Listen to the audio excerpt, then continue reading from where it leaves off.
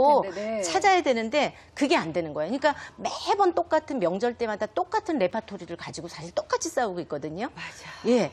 그래서 이제 여기에서 그리고 이제 이 아내분이 진짜 몰라서 그래?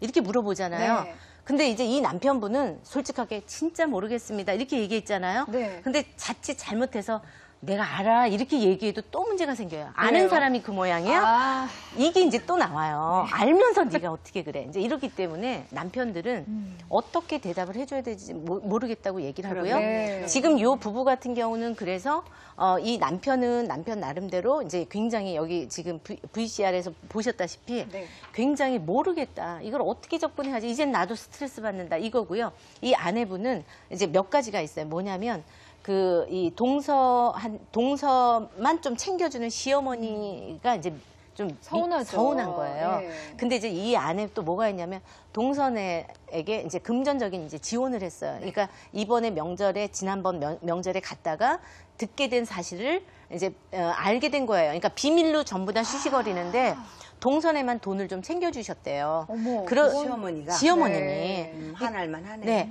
그러니까 왜 나는 이렇게 미워하나 이제 이런 마음을 좀 가지고 있고요. 네. 그리고 피해의식이 약간 이제 있는데 네. 이거는 이제 아내를 보면서 시어머니하고의 어떤 관계에서 편치가 않구나 이런 거를 좀 느낄 수 있었는데 어떤 네. 부분이냐면 어머님이 내 앞에서는 친절하게 아까 이제 그 아들 앞에서는 챙겨주라 그러고 뭐 이렇게 얘기하는데 네.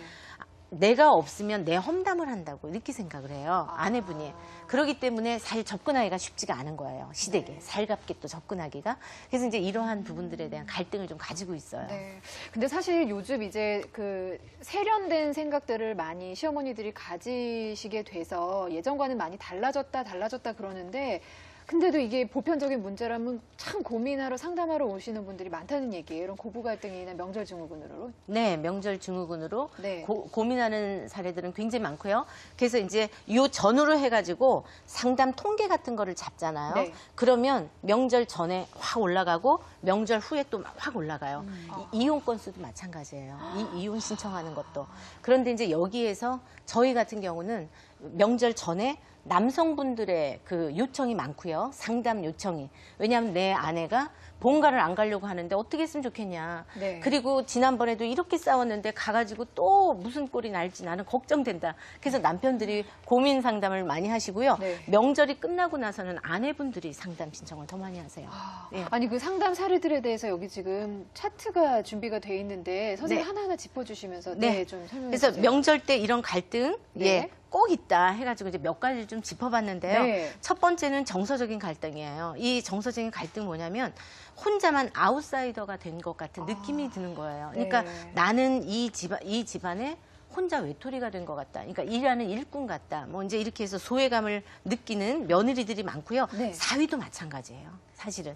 아. 예. 그러니까 명절에 그 시댁에 갔다가 또 이제 처가로 가잖아요. 네. 그러니까 사위들도 내가 도대체 이 처가댁에 가가지고 어떻게 해야 할지 모르겠다. 이런 고민들도 또 의외로 많이 있어요. 네. 그래서 정서적인 어떤 갈등도 있고, 그리고 이제 요즘은 보면 경제적인 어떤 갈등들도 굉장히 큰 것 같고요. 요즘 이 상황이 또 그렇게 쉽지 않다 그렇죠. 보니까 예. 가정마다 음식장만 하는 그런 비용이라든지 차례상을 지내는데 이 비용에 대한 것도 부담으로 이제 많이 느낄 수 있고요. 뭐 교통비다, 선물비다, 그리고 경제적으로 시 부모님한테 용돈을 얼마를 드리고 와야 되느냐, 뭐 이제 이런 부분들에 대한 갈등들도 굉장히 커지는 시기인 거죠. 그리고 양가 가족의 이제 갈등은 시댁하고 처가 갈등이 있었을 때 사실은 명절을 전후로 해가지고 더 갈등이 이제 극대화될 수밖에 없거든요. 네. 그러니까 가족들이 모이면 말도 많고 탈도 많아요, 사실은. 예, 분가돼가지고 이렇게 따로 살다가 부부만의 어떤 영역이었다가 가족 안으로 들어가다 보니까 이 갈등이 점점 더 이제 심화되는 거나 아니면 수면 아래에 있던 것이 수면 위로 이제 올라가는 네. 그렇게 되기 때문에 이제 7개월, 8개월 동안 가슴에 담아놨던 걸 또 여기 이때 만나가지고 예, 자기도 모르게 폭발을 하게 끄집어내게 되고. 되는 거죠. 네. 예. 그래서 섣불리 그래서 뭐 두렵다는 이야기들 굉장히 많이 합니다. 그리고 이제 요 네 번째는 비교와 차별인데 예를 들면 우리 참 이거 없어져야 되는데 비교 문화가 굉장해요. 네. 누구네는 이러는데 누구네 자식은 어쨌다는데 우리는 왜 이러냐. 그리고 네 형님은 안 그러는데 너는 왜 이것뿐이 못하냐. 이렇게 이야기를 많이 하시고요. 네. 그러기 때문에 편애한다 뭐 이런 얘기도 이제 사실은 차별 느낀다. 여기에서 이제 또 많이 하소연들을 하세요. 그리고 이제 노동에 대한 갈등인데 차례 음식하고 집안일을 왜 여자만 해야 되느냐. 남자들은 왜 텔레비전만 보고 있느냐. 뭐 이거부터 시작해서 누구는 해야 되고 누구는 안 해야 되고 이거에 대한 어떤 갈등들이 굉장히 많이 있습니다. 네. 예, 이런 갈등들을 어쨌든 잘 풀 수 있도록 하는 게 이제 굉장히 중요한 숙제겠죠. 네, 굉장히 중요한 숙제인데 정말 수백 년 동안 정말 누구도 풀지 못한 그런 숙제인 거잖아요. 그리고 이혜정 씨도 보면 그 시집살이에 관해서는 1년 12달 얘기해도 모자란다고 말씀하시는데 명절과 관련해서 네.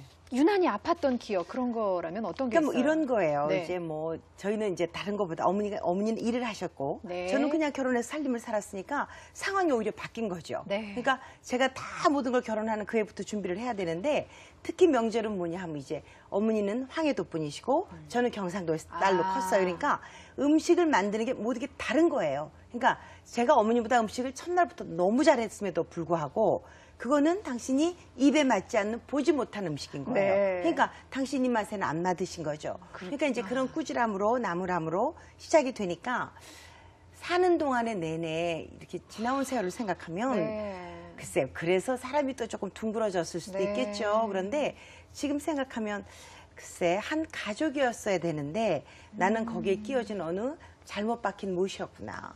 그런 생각도 좀 하고 우리가 고기 먹다가 왜 입에 뼈가 하나 딱 하면 그것만 탁 뱉어내잖아요. 네. 그렇게 뱉어내지는 나였구나라는 생각을 해요. 근데 너무 가슴 아파요. 근데 아니 남들은 참- 없어서 못 먹는 조금이라도 얻어먹으려고 하는 이혜정 선생님 음식을 못 만든다고 그렇게 타박을 하셨군요. 근데 이제 정말 세상은 네.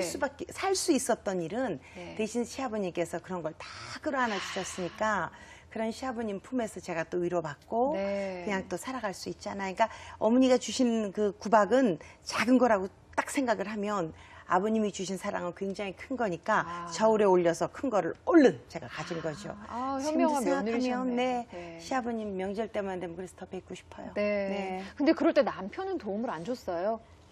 글쎄 근데 이제 저희 남편이 이렇게